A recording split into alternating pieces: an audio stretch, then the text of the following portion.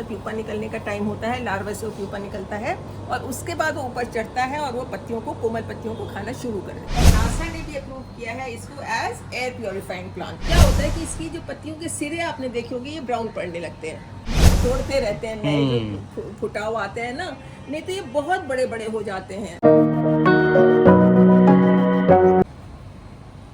संदीप जी, आपका बहुत बहुत स्वागत है मेरे बैकयार्ड में। Thank you ma'am. बैकयार्ड में मेरे ज़्यादातर सारे फॉलिएज प्लांट्स हैं। छत पे चूंकि धूप आती है तो वहाँ पे मैंने अपने फ्लावर्स एंड वेजिटेबल्स रखे हुए हैं, कैक्टाई रखा है जिनको धूप की ज़रूरत होती है, और इधर ये क्योंकि नॉर्थ का एरिया ज़्यादा पड़ता है, इधर धूप ईस्ट और नॉर्थ का, तो इधर धूप कम आती है, तो इसलिए यहाँ पे सारे फॉलिएज प्लांट्स रखे हैं। आप शुरू करते हैं हम लोग जी। कहाँ से स्टार्ट करना चाहेंगे मैम? यहीं से करते हैं, अरिका पाम से।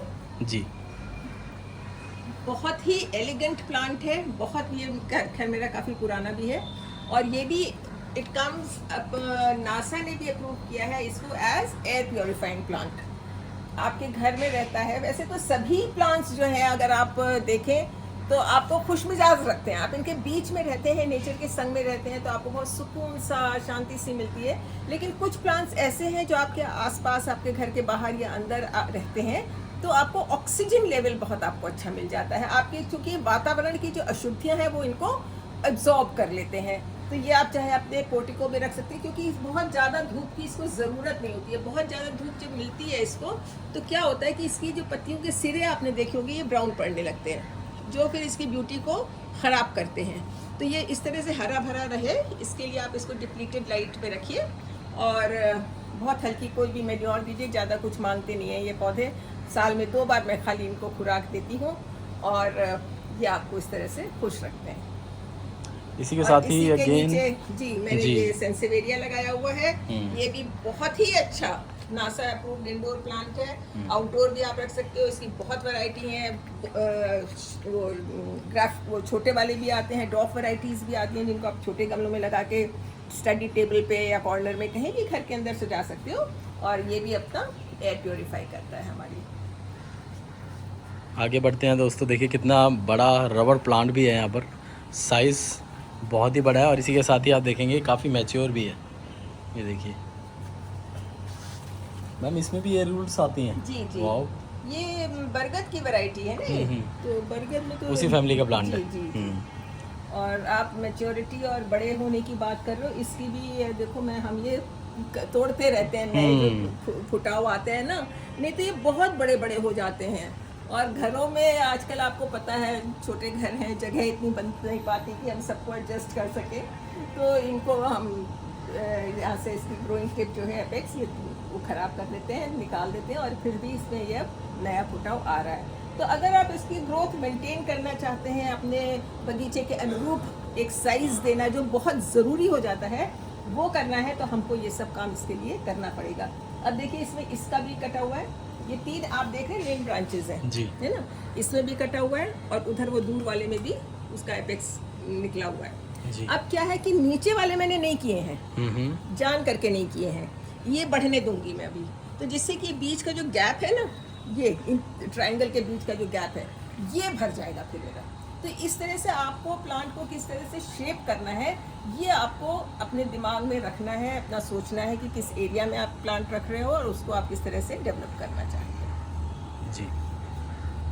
पीछे भी मैम एक पाम है, बहुत ही अच्छा और बहुत ही बड़ा, और दोनों तरफ है, इधर भी है दोस्तों और इधर भी है। तो मैम इसके बारे में बताइए हमारे व्यूअर्स को। ये साइकस पाम है, साइकेड भी बोलते हैं। एंड आप इधर आ जाइए, थोड़ा सा नीचे झुक के आना पड़ेगा। जी जी जी, ये देखिए कितनी इसकी नए सब फुटाव आ रहे हैं, ये देखिए, है ना, और कितने ही हम तोड़ते रहते हैं, इसमें से निकालते ही रहते हैं, ये सब नए निकल रहे हैं।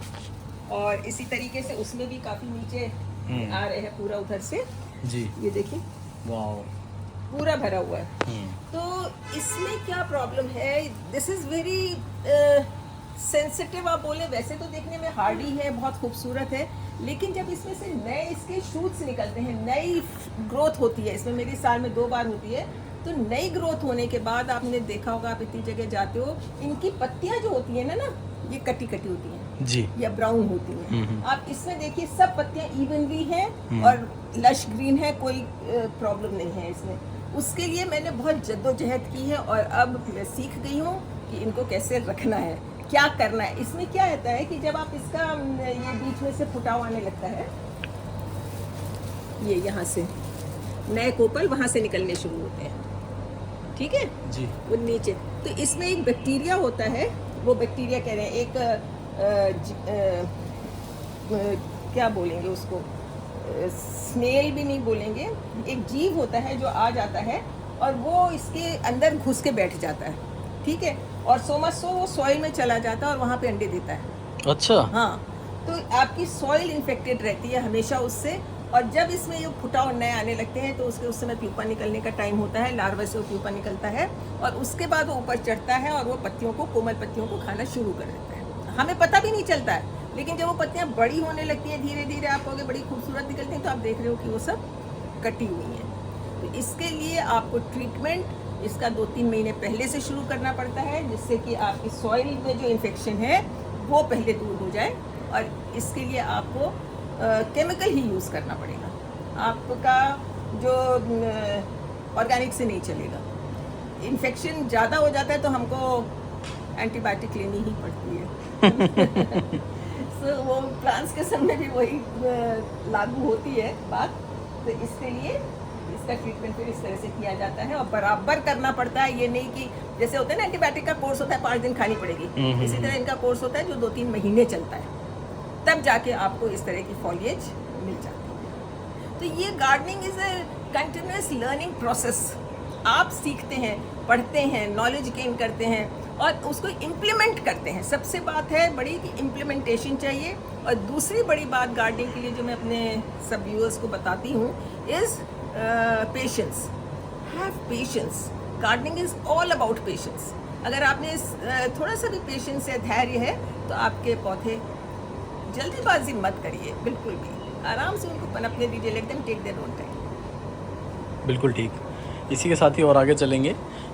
मैं यहाँ पे देख रहा हूँ मैम, बहुत सारे बॉन्साई भी नज़र आ रहे हैं हमारे को, जिसमें फाइकस, पीपल और ये लास्ट में पाकड़ है। हाँ, पिलखन। पिलखन भी है।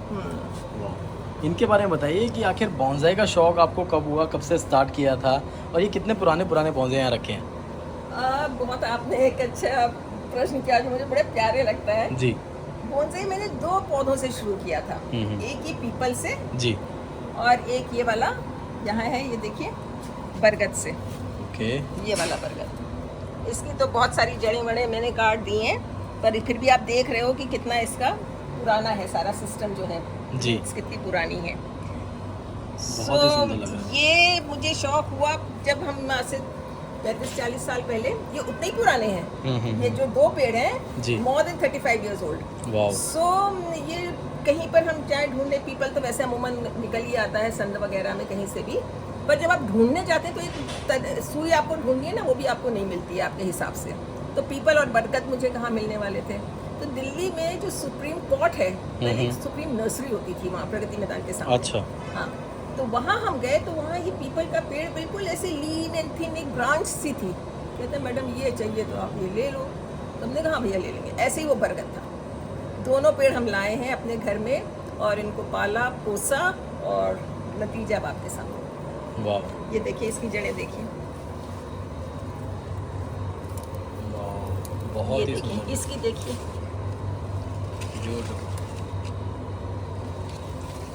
बहुत अच्छा लग रहा है। इनकी रिपोर्टिंग वगैरह होती रहती है। बारिशें बहुत ज़्यादा हुई हैं इसलिए आपको सॉइल थोड़ी ऐसी सॉगी लग रही होगी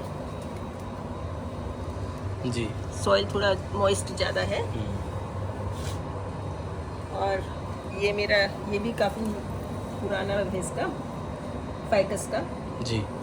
इसकी भी ये भी काफ़ी सब नेचुरल। आजकल क्या है, कहना नहीं चाहूँगी बट फिर भी रोका नहीं जाता अपने आप को कि बोनसाई बनाते हैं जैसे आपने कोई लॉग तोड़ी, पेड़ काटा, उसकी मोटी टहनी ले ली है, जैसे मेरे ऊपर जेड लगे हुए हैं उसमें मोटी टहनी आपको काटनी है, ट्रिमिंग करनी है, प्रून करना है, कुछ हटाना है, तो उसी को लगा देते हैं और फिर उसमें से ऑब्वियसली मौसम है तो फुटाव नए आएंगे।